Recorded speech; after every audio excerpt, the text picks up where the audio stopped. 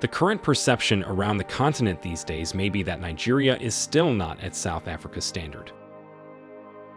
However, if you've been following the current economic trend, you are going to realize that Nigeria has managed to build a strong economy in less than record time, while South Africa has only struggled to stay relevant over the course of recent years. So, in truth, the new tourist fashion, we're going to be doing another edition of our Versus segment. Nigeria takes on South Africa. Which country is better? Well, that's all left for you to decide in the comments. So let's get right into it. We're going to touch on a lot of issues today, as usual. A lot of interesting facts concerning the economy, demographics, transportation, quality of life, as well as aspects such as the environment and even the nature of the broadband network infrastructure. So things should get interesting soon enough. Geography. Kicking things off, we're going to be talking about geography. The geography of a country is super important in determining its suitability, especially to foreigners. There's a reason no one builds an island resort in Greenland. That said, let's talk about surface areas. It can be nice to live in big cities or countries, as a larger space may offer more options for residents and visitors. Nigeria has a surface area of around 923,768 square kilometers, while South Africa has a surface area of 1,219,090 square kilometers. The percentage of land covered by forests is also key. Forests have a key role in removing pollutants and cleansing the air. Nigeria's surface area is 9.5% forest, while South Africa's surface area is 7.6%. This means Nigeria's air is slightly fresher than South Africa's. The percentage of land dedicated to agricultural use, including arable land, permanent crops, and permanent pasture, is vital to every economy, especially an economy in need of raw materials for its industrial sector. Nigeria has about 78% of its surface area dedicated to agricultural use, while South Africa has about 79.4% of its surface area dedicated to agricultural use. Let us take a look at coastlines, which is the total length of the border between the land area and the sea, including the country's islands. It is incredibly important for touristic purposes as well as vacations and retreats. Proper examples of these include Miami in the US, Rio in Brazil, and basically every other Caribbean island. It is equally important to the economy of a country, which is where shipping ports are built. It is the biggest gateway when it comes to exporting and importing goods into the country.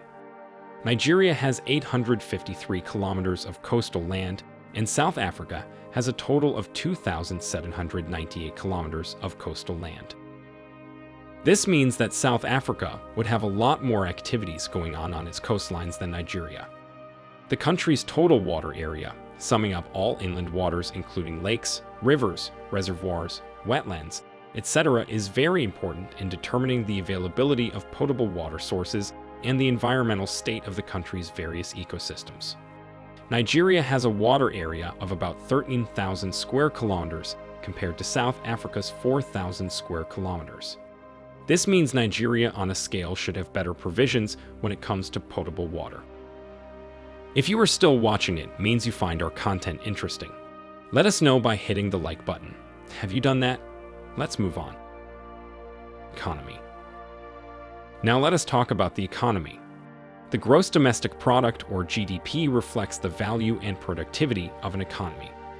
It measures the market value of all the final goods and services produced annually.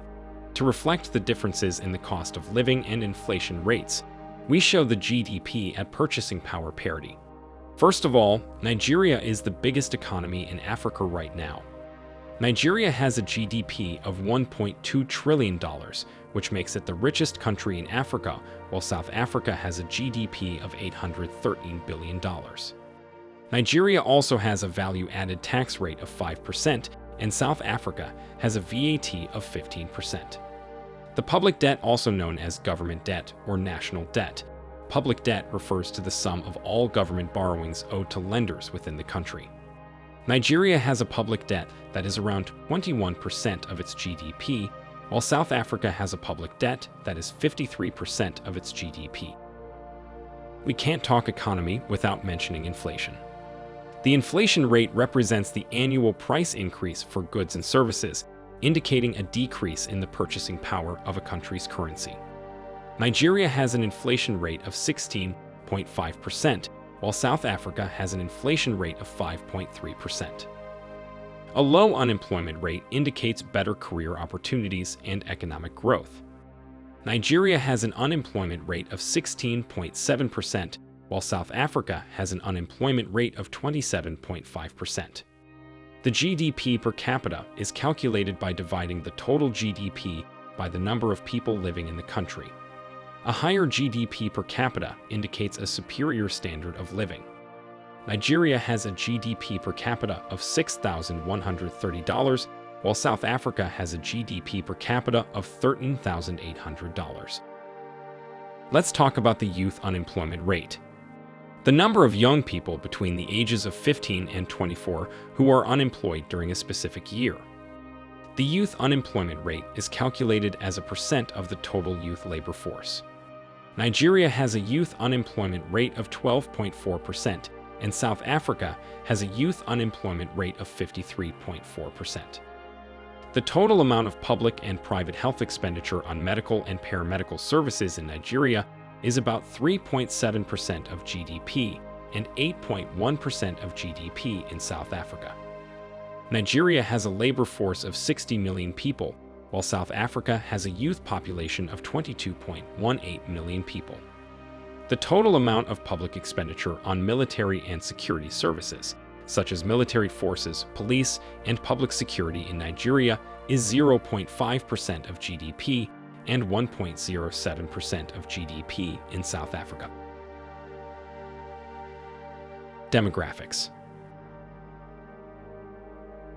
Another very important aspect of a country is its demographics, and this is important in determining several factors such as the country's population, population density, and growth rate. So let us talk about population. Populous cities or countries usually offer better employment opportunities because of their large economies. Big cities attract companies and business investments and are usually important cultural centers and research hubs. Nigeria has a population of over 200 million inhabitants, while South Africa has a population of over 57 million people.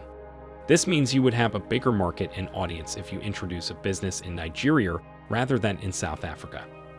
We can't talk about population without talking about population density, which shows how cramped or spread out inhabitants are.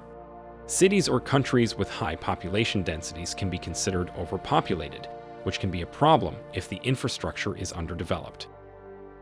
Nigeria has a population density of 215 people per square kilometer, while South Africa has a population density of 47 people per square kilometer. That is why many Nigerians seem to struggle when it comes to getting basic amenities. Waste management becomes harder. Road traffic increases. Housing becomes a problem, and at the end of the day, they could be high crime waves just as a means to survive. Let's talk about the population growth rate of both countries. The average population growth rate reflects the annual increase or decrease in population. Currently, the world's population is growing at a rate of approximately 1.07% per year. The higher the growth, the more dynamic society feels. Nigeria has an annual population growth rate of 2.45%, while South Africa has an annual population growth rate of 0.79%. What is the life expectancy in these two countries? The average life expectancy at birth is the number of years that the population of a country is expected to live. This metric reflects the overall quality of life. Nigeria has an overall life expectancy of 59 years, while South Africa has an overall life expectancy of 64 years. This means that as a Nigerian, you have a high chance of dying at the age of 59, while a South African can live up to the age of 64. The overall life expectancy for women is higher than for men in both Nigeria and South Africa. Women are expected to live up to 63 in Nigeria and only 57 for men born in the same year, while women are expected to live up to 65 in South Africa to men's 63. Let's compare the birth rate in both countries. The birth rate, also known as crude birth rate, refers to the annual number of births per 1,000 people. Calculated mid-year, it is one of the main factors used to determine the population growth rate.